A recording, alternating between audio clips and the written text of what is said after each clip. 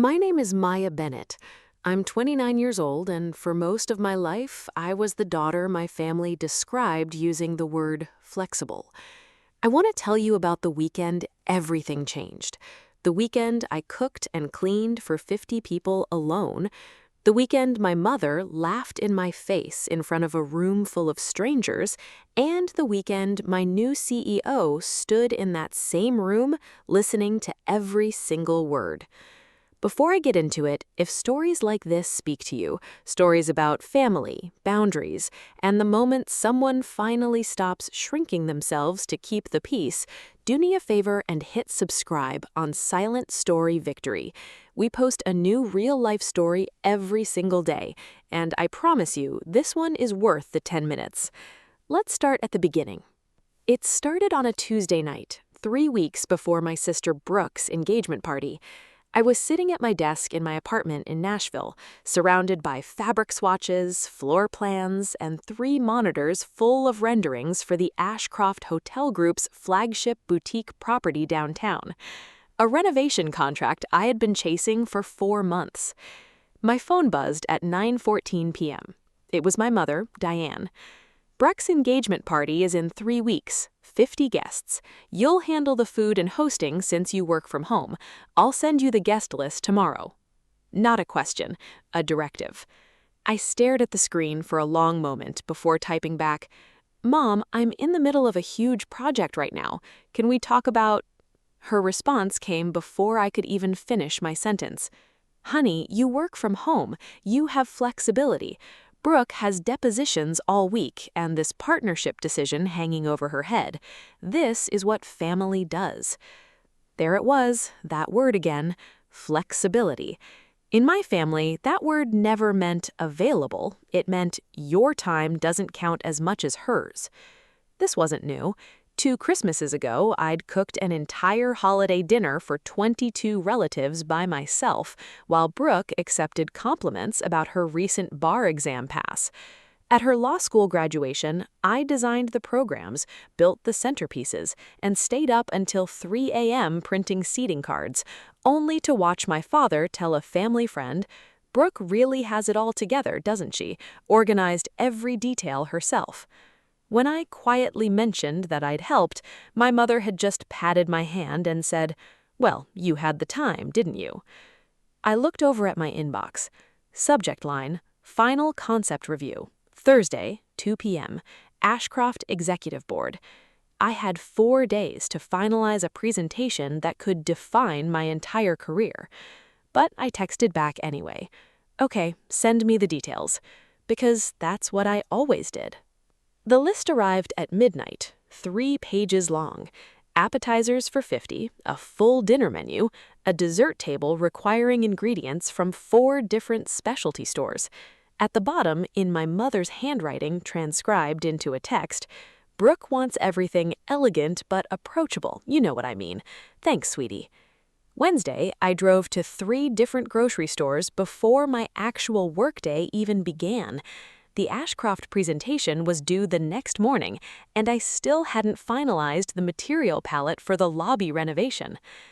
Thursday morning, I sat on a video call with Ashcroft's executive board, presenting 4 months of work, while downstairs at my parents' house, ingredients for 50 guests sat waiting in their refrigerator.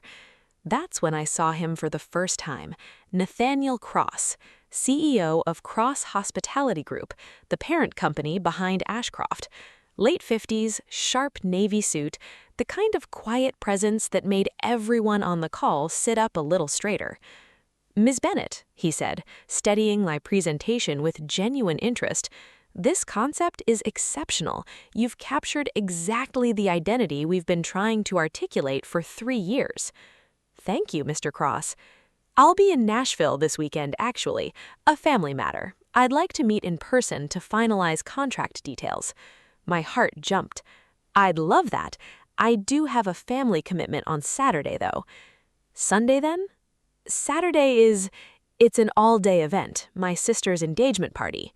"Ah," he smiled. "Family first. I respect that." Then, almost as an afterthought, "Funny enough, I'll be seeing an old college friend on Saturday myself, Gerald Bennett, any relation?" The room seemed to tilt. "That's my father." "Small world," he said. "Perhaps I'll see you there." The call ended. I sat frozen at my desk, trying to process what had just happened, when my phone buzzed again. "Brooke, did you get the truffle oil? The regular stuff makes the risotto taste cheap." I hadn't even known she wanted risotto. Nobody had asked if I could make risotto for 50 people in 3 days. Saturday morning, 6:45 a.m. I'd been in my parents' kitchen since dawn, prepping vegetables, marinating short ribs, setting up a full coffee and mimosa bar.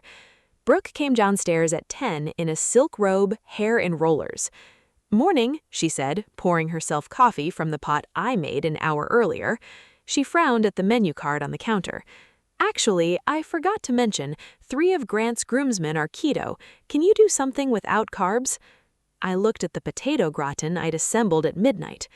"Brooke, I bought all the ingredients based on the menu you sent me." "I know, but Grant's best man is a partner at his firm. It matters." She said it like I was being difficult. "You're creative, just improvise." "I'd need to buy different groceries." "Great, can you also grab more champagne? The good stuff, not the Prosecco Mom likes." She left before I could respond. My mother appeared in the doorway moments later. "You're not dressed yet. Guests start arriving at 2. "I'm cooking, Mom. I'll change before they get here." "Well, don't take too long. You know how you get distracted." She grabbed her purse. "I'm going to help Brooke get ready. Oh, and the powder room needs cleaning. The service canceled." She was gone before I could point out I'd been on my feet since before sunrise. By noon, I was at the store again, buying keto-friendly ingredients in the same clothes I'd slept in. By 1:30, I was back in the kitchen assembling a last-minute appetizer while the short ribs braised. At 1:45, I heard laughter drifting down from upstairs, my mother and Brooke, music playing, getting ready together. At 2 o'clock exactly, the doorbell rang. I was elbow-deep in raw meat, hair in a messy bun, aprons splattered with sauce. 50 guests were about to arrive, and I hadn't even showered. If you've ever felt like the invisible one in your own family, the one whose effort gets absorbed like it doesn't cost anything, I want you to drop a comment below with the word "seen." It helps this story reach the people who need it, and it reminds me this channel is not talking into an empty room. Now, back to the story, because it's about to get a lot more complicated. By 3 o'clock, the house was full of people I barely knew, wearing clothes I couldn't afford, discussing careers I wasn't part of. I moved through them like a ghost, refilling glasses, clearing plates, ducking back into the kitchen every minute or so to check timers. In the only bathroom with a locking lock, I finally looked at my phone. 6 missed calls from a number I didn't recognize, a voicemail from a woman named Priya Shah, executive assistant to Nathaniel Cross. "Ms. Bennett, Mr. Cross would like to confirm tomorrow's meeting to finalize your contract. Please call back when you can. He's very eager to move forward." Contract. The words sat heavy in my chest as I washed my hands and went back to a sink full of dirty dishes. This exact feeling, invisible, interchangeable, useful only for what I could provide, wasn't new. At my design school graduation, I'd been the one taking photos of Brooke and our parents, even though we'd walked the stage the same afternoon. Her degree was pre-law, mine was interior architecture. Different levels of achievement, my father had said once, just stating what he genuinely believed was fact. When I landed my first big freelance client, a boutique retail chain paying me $4,000 for a full store concept, I'd excitedly shared the news at dinner. Brooke had just landed an unpaid summer internship the same week. "That's wonderful, honey," my mother said to me. Then turning to Brooke, "An internship at Whitfield & Cole? Do you know how prestigious that is?" My $4,000, 2 weeks of intensive, skilled work, disappeared into the space between courses. I was arranging appetizers when a kind-faced woman in her 60s wandered into the kitchen doorway. "Dear, these look beautiful. Did Brooke hire a caterer?" "No, I made everything." Her eyebrows raised. "All this? Are you a professional chef?" "Actually, I'm a designer. I'm Brooke's sister." "Oh, I'm Carol Whitfield, a colleague of Grant's mother." She smiled warmly. A designer? How wonderful. What kind of work? Finally, someone asking. Commercial spaces mostly, hospitality and retail concepts. Maya, honey, my mother appeared, all bright smiles. Carol, I see you've met my daughter. Maya does little freelance projects from home. Very creative. Little freelance projects. Carol's expression shifted, polite interest cooling into polite dismissal. How nice. Working from home must be so convenient. My mother steered her away, already changing the subject. Let me introduce you to Brooke. She's about to make partner at one of the top firms in the state. I stood there holding a tray of bruschetta, invisible, again. Then a man's voice, behind me. Those look excellent. I turned, late 50s, tailored suit, a gin and tonic in hand. Something about him was familiar, but I couldn't place it. Thank you. You made all of this yourself? Yes. Impressive. He extended his hand. Nathaniel Cross, old college friend of Gerald's. We lost touch for years, but he invited me when I mentioned I'd be in town. My stomach dropped. Nathaniel Cross, CEO of Cross Hospitality, the man about to offer me a $310,000 contract, standing in my parents' kitchen watching me serve appetizers in a sauce-stained apron. You work in design, if I remember correctly, he said, eyes kind but searching. What kind, exactly? Before I could answer, my mother's voice rang out from the living room. Maya, we need more wine. Excuse me, I told him, and escaped to the kitchen. My hands were shaking as I opened another bottle. Through the doorway, I watched him drift back toward my father, who greeted him with genuine warmth. Nathaniel, my God, 30 years? Closer to 35, Gerald. You look well. They fell into easy conversation, old friends reconnecting. Nathaniel fits seamlessly into the party, successful, polished, exactly the kind of person my parents respected, and he had just watched me get summoned like staff. I poured wine, my mind spinning. Our formal contract meeting was supposed to be tomorrow. Professional, clean, me in a blazer discussing terms as equals. Instead, he was watching me work a party, hearing my mother call my career little freelance projects, seeing me covered in food stains while my sister held court in a designer gown that probably cost more than my monthly rent. Would he still want to hire me after this? The kitchen door swung open hard enough to hit the wall. Brooke, cheeks flushed with panic. Maya, where's the main course? 15 more minutes. Grant's best man's parents are asking. They have a flight tonight. It'll be ready at 6:30, that's what we planned. Can't you just pull it now? I turned from the stove. Brooke, it's not done. If I pull it now, it'll be raw in the middle. Then figure something else out. Her voice climbed. This is important. These are important. I understand, but meat takes the time it takes. God, Maya. She pressed her fingers to her temples. Why do you always make things so difficult? I'm not making anything difficult, I'm following basic cooking science. She took a breath, steadying herself. Can you bring out the salad course early? Buy us time. There was something desperate underneath her irritation, something beyond just a dinner schedule. Is everything okay? I asked quietly. Everything's fine, it just needs to stay perfect. She smoothed her dress. Grant's parents are old money conservative about appearances. This needs to go flawlessly. I got it then, the pressure she was under, the constant performance. Understanding didn't make it fair, but I said, I'll bring out the salad. Thank you. She was already turning to leave. And Maya, maybe smile when you serve. You look a little intense. The door swung shut behind her. I stood there, holding a salad bowl, wondering when serving food in my own family's house had also required me to perform happiness. If this story is resonating with you, if you've ever been the one holding everything together while getting none of the credit, go ahead and hit that like button right now. It genuinely helps this story reach other people going through the exact same thing. And if you haven't already, subscribe to Silent Story Victory so you don't miss what happens next. I found my mother in the hallway, directing a guest toward the bathroom. Mom, I kept my voice low, I need help. I can't cook, serve, and clean up all at once. She turned, smile still fixed from her last conversation. Honey, you're doing fine. I've been working since 6 a.m. I'm exhausted. Well, Brooke worked an 80-hour week preparing for her partnership decision.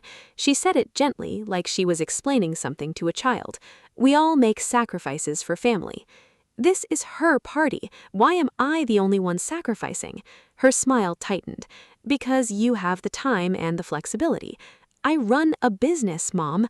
Sweetie, that's not the same as a partnership decision. Brooke's entire future is riding on this. What about my future?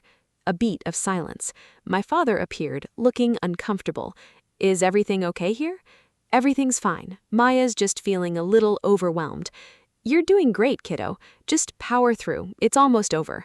He guided her back toward the living room, leaving me alone in the hallway. Through the kitchen door, I heard a timer beeping. I rushed back to find the short rib's edge burned black. I'd been gone too long. While I was frantically cutting away the burnt portion, I heard my mother's laugh drift in from the living room, the performative kind she used when she wanted an audience. You should see Maya's apartment, she was telling someone. Just covered in fabric samples and paint chips. She's very creative, always has been. We always thought she'd grow out of the art phase, but she's still at it, freelancing from home, doing her little design projects on the computer. There it was. Interior design is a legitimate profession, Diane, someone said. I didn't recognize the voice. Oh, of course it is. I just mean it's not exactly like Brooke's path. You know, structured, with benefits, a real trajectory. My mother's voice carried that particular tone that sounded supportive but wasn't. Maya's always been more of a free spirit, doesn't want to be tied down to a real job. Several people laughed, polite, uncomfortable laughter. I stood in the kitchen doorway, still holding a carving knife, probably visible to 24 people. My mother's back was to the kitchen. She didn't notice. Brooke did. Our eyes met across the room. She looked away. Where's Maya, anyway? Someone asked. In the kitchen. Where else? Brooke said, and the affection in her voice landed like a slap. My sister, always taking care of everyone. More warm laughter, like I was a beloved pet. I saw Nathaniel then, standing near the window with my father, expression unreadable, but he was watching me stand there in a stained apron, holding a knife, listening to my family casually dismiss everything I had worked for. I stepped back into the kitchen before anyone could see my face. My phone lit up on the counter with a new email from Priya Shah, executive assistant to the CEO. Subject, contract ready for signature. Miss Bennett, Mr. Cross has approved final contract terms, $310,000 for the Ashcraft Hospitality flagship renovation with an option for an ongoing retainer. Please confirm Monday's 9 a.m. meeting to finalize. $310,000, more than Brooke had made in her entire first year as an associate, sitting in my inbox while I carved meat in my parents' kitchen, listening to my parents explain why my career wasn't real. The door burst open again. Brooke, cheeks flushed. The meet, now. Grant's best man's parents are leaving in 40 minutes. It needs 5 more minutes to rest or... I don't care about meat science, Maya. I need you to bring it out now. Her voice cracked. You always do this, always overthink, always move too slow. I've been working for 12 hours straight. Oh, please, she laughed sharply and mean. You work from your couch in pajamas. I'm in courtrooms with actual clients and actual stakes. Something in me went very still. Do you know what I've been working on this week? I don't have time for a contract, a big one. How big? She said dismissively, already turning to leave.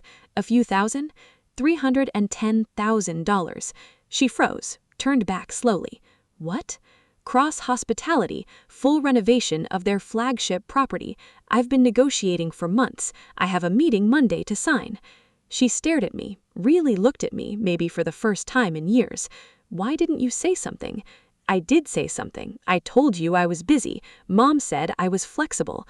Her mouth opened, closed.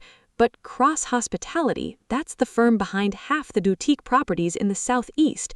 She sat down hard on the kitchen stool, stunned. That's bigger than most of my cases. Is it? I heard the edge in my own voice. Because 5 minutes ago you said I work from my couch in pajamas. She flinched. I didn't mean... Yes, you did. Silence between us, broken only by the timer beeping, the meat finally ready. You're still going to serve it, though, right? Her voice was smaller now. Grant's parents are still out there. I stared at my sister. Even now, even after learning I'd just secured a contract that could change my entire financial life, she was still asking me to serve her party? Please, she added, I didn't know, but there are 50 people out there, and you need this partnership review to go well for you, too. I looked at the perfectly cooked short ribs, at my sister, still beautiful in her designer dress, still desperate for approval from the same people who'd been dismissing me in the next room. Part of me wanted to help, the part that always helped, always accommodated, always made myself smaller so someone else could shine. But that part was getting very tired. I'll bring it out, I said finally. But Brooke, this is the last time. I carried the platter out to applause, actual applause, like I was serving at a restaurant. This looks amazing. Maya, you've outdone yourself, my father added, beaming. Nobody said thank you to me. The applause was for the food. I turned to head back to the kitchen. Miss Bennett. Nathaniel Cross stood in the hallway away from the main group, close enough to talk, far enough for privacy. Mr. Cross, I'm sorry about all this. I didn't realize you'd be here. Don't apologize. His voice was kind, but his eyes were sharp, evaluating. I didn't realize the Miss Bennett I've been working with was Gerald's daughter. Small world indeed. He glanced toward the living room, where my parents were serving themselves from the platter I'd carried out. I heard some of the conversation earlier, about your work. My face burned. They don't fully understand what I do. That must be difficult. It is what it is. Maya, if I may, he leaned slightly closer. I built Cross Hospitality from nothing. My family thought I was insane to leave a law career for hospitality development. They didn't speak to me for 2 years. I looked at him, really looked, and saw something I recognized. When did they come around?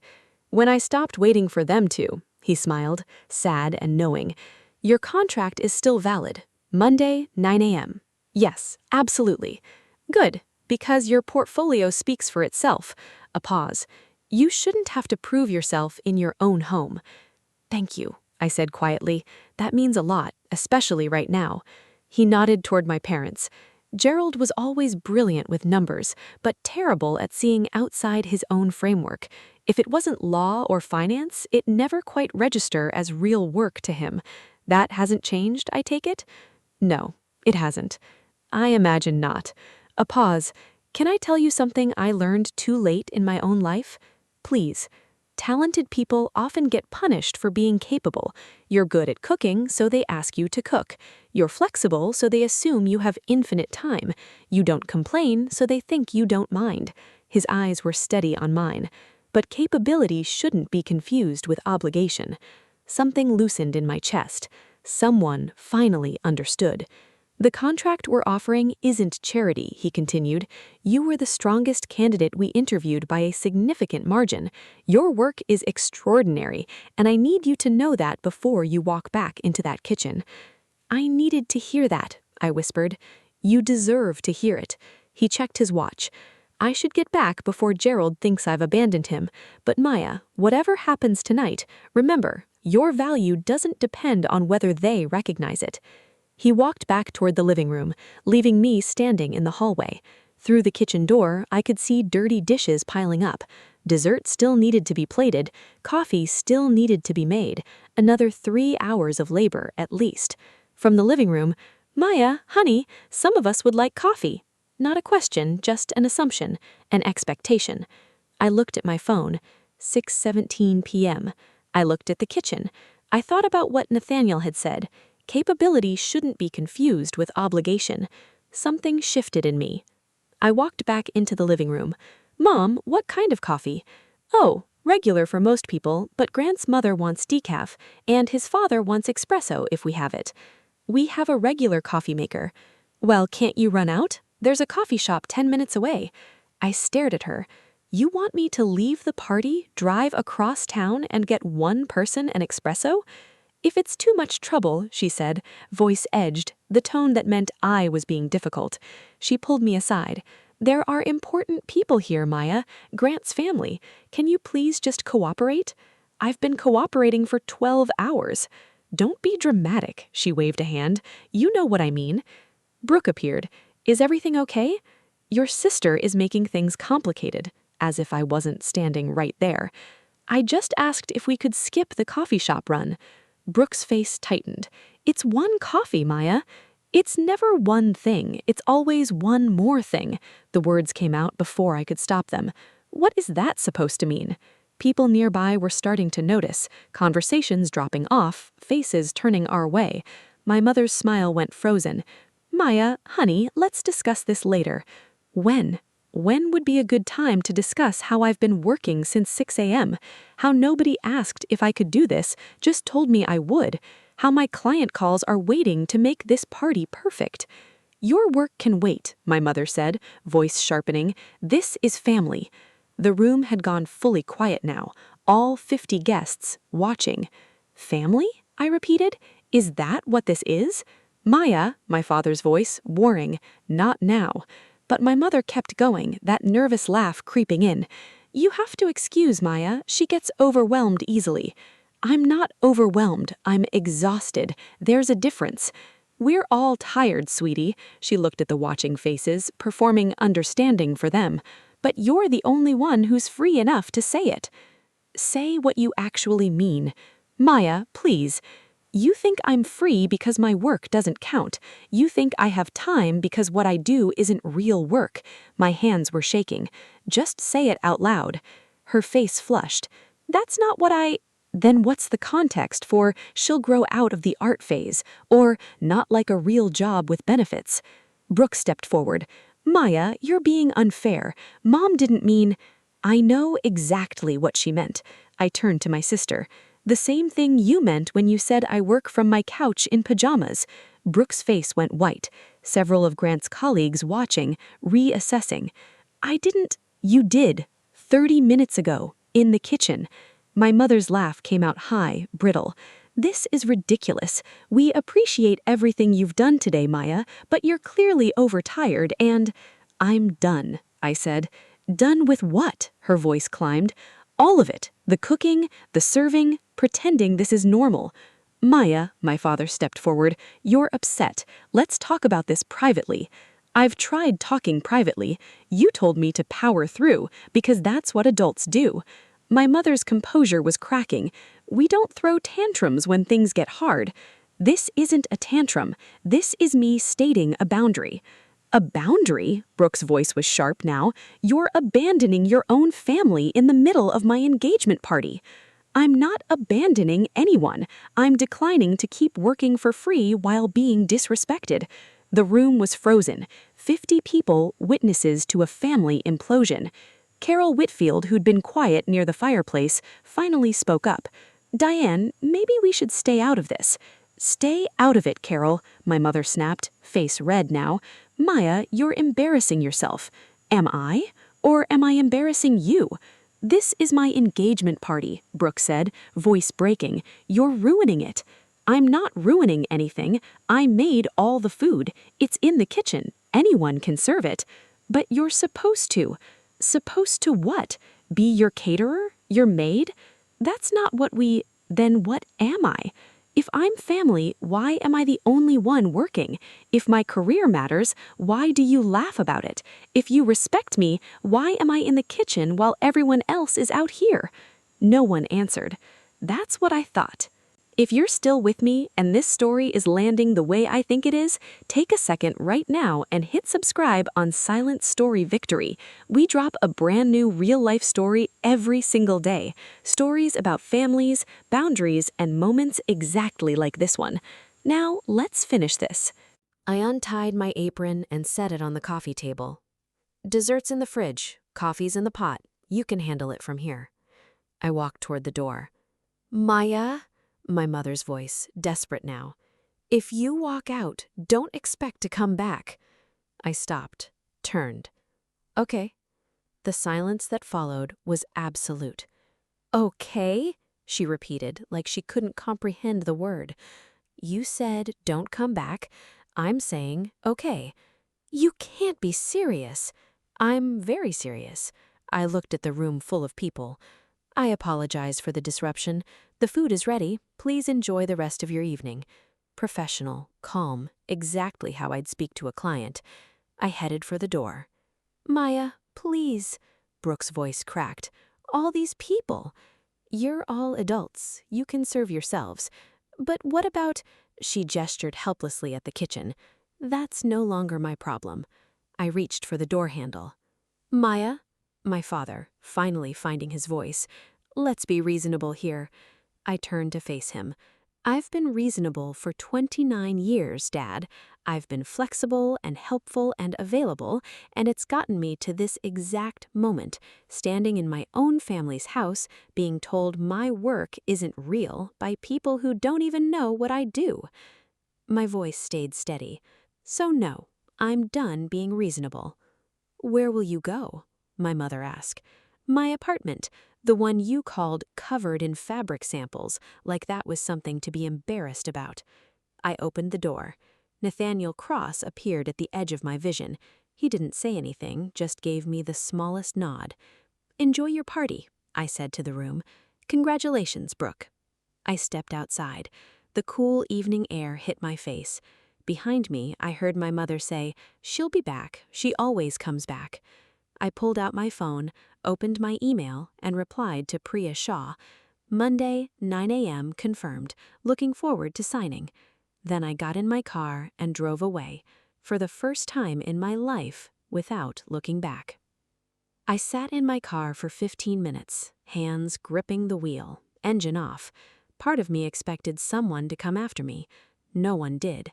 My phone started buzzing around 7:30. Brooke first. Maya, please come back. People are asking about dessert. Then my mother. This is childish and you're embarrassing the entire family. We will discuss this later. Then my father. Kiddo, I understand you're upset, but can you come back and help finish the party? We can talk after. I didn't answer any of them. At 7:45, my Aunt Renee texted me. Good for you, honey. Don't you dare go back tonight. I almost cried reading that. I put my phone on Do Not Disturb and drove home. Renee texted me the next morning with a full play-by-play of what happened after I left. My mother tried to salvage things, told people I wasn't feeling well, but people had heard the argument. They knew.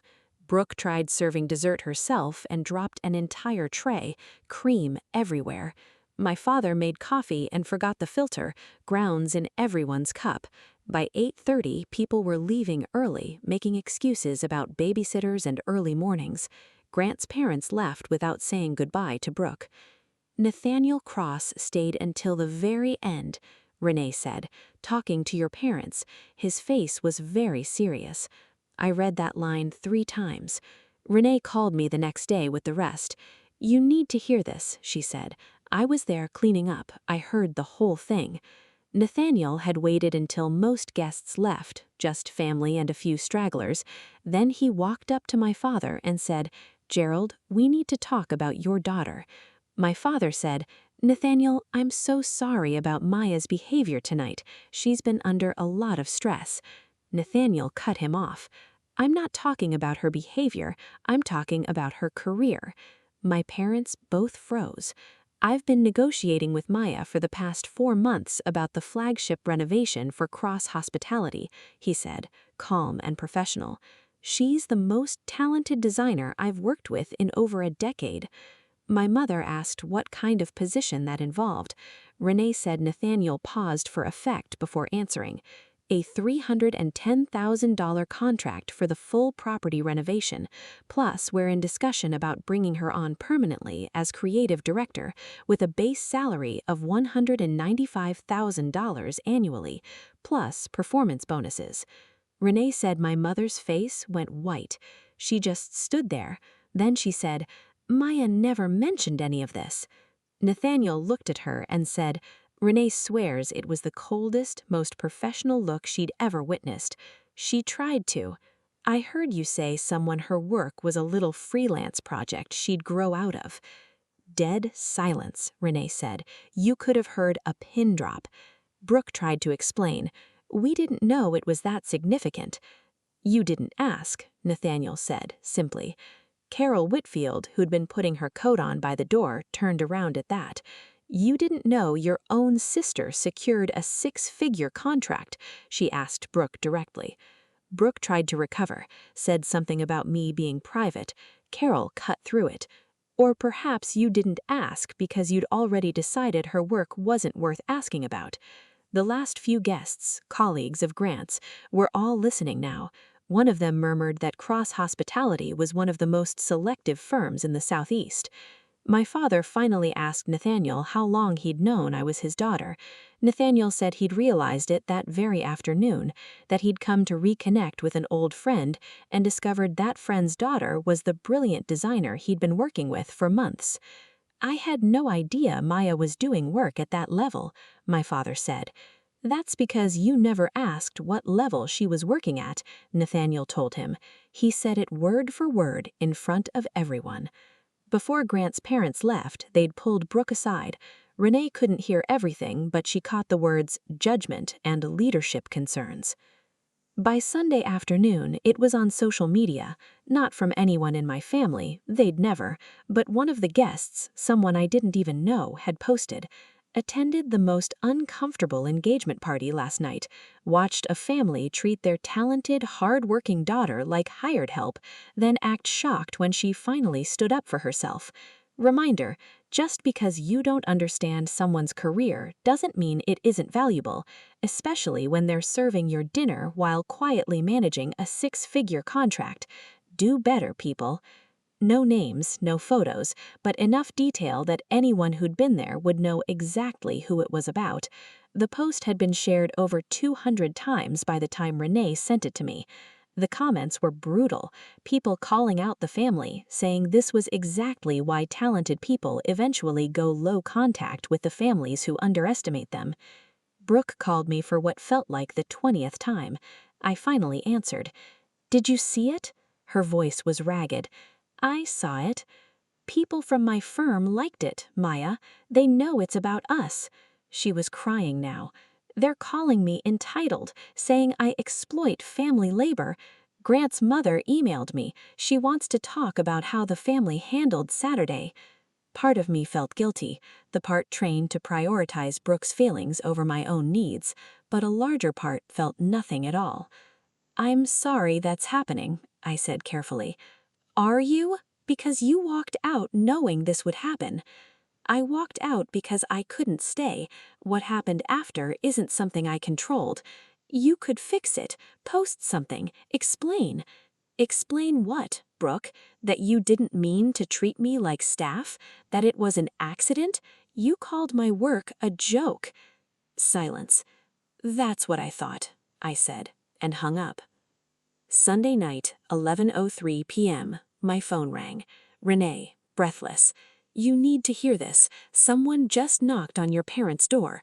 A woman in a business suit, very professional, asked for Diane Bennett." "Who was it?"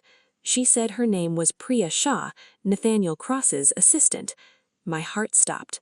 "She handed your mother a formal envelope, thick paper, then said, 'Mr. Cross wanted to ensure this was delivered personally tonight. It concerns Ms. Maya Bennett.'" "What's in it?" "I don't know yet. Your mother's just standing in the doorway holding it. She looks terrified." Brooke had run to the door and asked what it was about. Priya had pulled out a tablet and read from it, formal and professional. "Mr. Cross wishes to inform the Bennett family that Ms. Maya Bennett will begin her position as creative director of Cross Hospitality Group this Monday. Starting salary is $195,000 annually, plus performance bonuses." "My mother actually swayed," Renee said, "like she might faint. My father had to steady her." "What did Priya say then?" "She said Mr. Cross also wanted to convey that he was impressed by how Maya handled herself under pressure, that he believes someone who can set clear boundaries in her personal life will excel at protecting the company's brand integrity." Inside the envelope was a full copy of the signed contract, along with a handwritten note. "Mr. and Mrs. Bennett, your daughter is one of the most gifted professionals I've had the privilege to work with. I hope you're as proud of her as I am to have her on my team. Regards, Nathaniel Cross." Renee said my mother dropped a glass in the kitchen. She was crying, actually crying. Brooke picked up the contract and read through it, page by page. "She's devastated," Renee said. Because it's real, all of it. The salary, the title, the scope of work. It's not some small freelance gig, it's a major executive role. Renee paused. Your father just said out loud that you're making more than Brooke. What did Brooke say? Nothing. She's just staring at the contract. And your mother keeps reading the note over and over, saying, "We didn't know. We didn't know." They didn't ask, I said quietly. That's exactly what he wrote. There was a postscript at the bottom of the note. In my experience, the most talented people are often the most underestimated by those closest to them.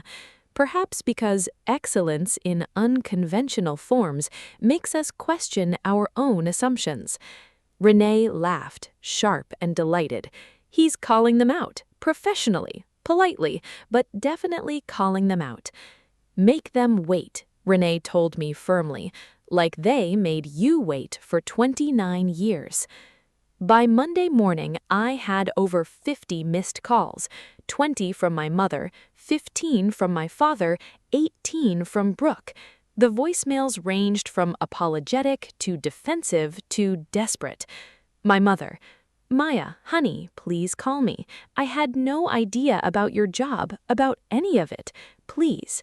My father, "Kiddo, I'm proud of you. I should have said that years ago. Can we talk?" Brooke, "Maya, Grant's mother postponed our follow-up dinner. She wants to see how I handle family dynamics first. Please, I'm so sorry." I listened to all of them while getting ready for my 9 a.m. meeting with Nathaniel. Then I sat down and wrote one email to all three of them. Subject line, boundaries. I'm not angry with you. I'm hurt, but I'm not angry. I need you to understand the difference. I don't need you to understand my career, but I need you to respect it. I don't need you to be impressed by my success, but I need you to stop dismissing it. For the next 3 months, I won't be attending family gatherings. I need space to build my boundaries and focus on my new role. This isn't punishment, it's self-preservation. When I'm ready to reconnect, we'll do it on neutral ground, not at your house where I've spent my whole life being useful, somewhere we can talk as equals. I love you, but I love myself more now, and that's not selfish, it's survival. Maya. I sent it before I could second-guess myself. My mother's reply came 2 minutes later. Please don't shut us out. We're your family. I wrote back, family is supposed to build you up, not tear you down. I'll be in touch when I'm ready. Then I put my phone on silent, put on my best blazer, and drove to Cross Hospitality Group to sign my contract. Renee told me later what happened to Brooke that Monday. Her senior partner called her in at 8 a.m. before she'd even set down her briefcase. Sit down, Brooke. We need to discuss Saturday night. I can explain. I don't need explanations. I need to understand your judgment. The partner folded her hands on her desk. You treated a 6-figure professional like household staff, in front of colleagues, in front of clients. I didn't know about her contract. That's precisely the problem. You didn't know because you didn't ask. You made assumptions about the value of her work based on what? That it wasn't law? Brooke's face went red. It was a family situation. Family situations reveal character. Leadership isn't just about winning cases, Brooke. It's about seeing people clearly, valuing different kinds of expertise, understanding there are multiple paths to success. A long silence. Your partnership review is being postponed 6 months. Brooke's face went white. 6 months? You need to demonstrate growth beyond legal skill, empathy, collaborative thinking, the ability to work with people who don't fit your narrow definition of success. She left the office 10 minutes later and called me immediately. I didn't answer. She texted, I lost 6 months of my career because of Saturday. I texted back, I lost years of respect for my own family. Those aren't the same. She didn't respond. The social fallout kept unfolding. My mother's book club, which she'd been a part of for over a decade, quietly asked her to take some time away, just for a month or two. Several members had been at the party. My father's golf partners started finding excuses to reschedule. At the grocery store, my parents ran into Grant's mother, who gave a tight smile and kept walking. "That was awkward," my father said. "Everyone knows," my mother whispered. "The whole neighborhood knows we pushed our own daughter away." "We didn't push." "We did, Gerald. We absolutely did." That night, my father called me. I didn't answer, but he left a voicemail. "Kiddo, I've been thinking a lot about what I said when you were growing up, about real careers and stability. I was wrong. I'm sorry. Call me when you're ready." I saved the voicemail. I didn't delete it, but I didn't call back. Monday at Cross Hospitality felt like stepping into a different life. Nathaniel met me in the lobby personally. "Welcome to the team, Maya. I thank you for believing in me." "I don't believe in you," he said, smiling. "I know what you're capable of. There's a difference." He walked me to my office, a real office, floor-to-ceiling windows overlooking downtown Nashville, my name already on the glass door. "Your team is waiting in the conference room," he said. 12 people. They're excited to work with you." 12 people reporting to me. I was 29 years old. That afternoon's presentation to the full board went perfectly. They loved the concept, asked sharp questions, and approved the full scope of work. One board member stopped me afterwards. "Mrs. Bennett, how did you develop such a clear point of view?" I spent a lot of time figuring out what I actually wanted to say, and then I learned to say it without apologizing. "Keep that attitude," he said, smiling. That evening, I returned to my new apartment, 1 bedroom, downtown, huge windows. I'd signed the lease 2 weeks earlier, but hadn't told my family, hadn't wanted the questions, the assumptions, the gentle implications that I couldn't afford it. I could afford it now. My phone buzzed. "Renee, how was day 1? I sent back a photo of my office view. She replied instantly, "That's my girl. Your mother asked if I had heard from you." "What did you tell her?" "That you're busy building an empire," which is true. I smiled, set my phone down, and looked out at the city. For the first time in my life, I felt like I was exactly where I belonged, not because anyone had validated me, but because I had finally validated myself. 6 weeks later, a handwritten letter arrived at my apartment, my mother's careful cursive. "Dearest Maya, I've started this letter 17 times. Each time I want to explain or justify or make excuses. My father keeps telling me to just apologize and mean it. So here it is. I'm sorry. I'm sorry I didn't ask about your work. I'm sorry I assumed my definition of success was the only one that mattered. I'm sorry I made you feel invisible in your own family. I've been in therapy for 4 weeks now, learning why I valued certain careers over others. It's uncomfortable work, realizing your own biases, seeing how you hurt people you love. Your father and I have both been going. Brooke, too. We're not asking you to forgive us. We're not asking you to come back.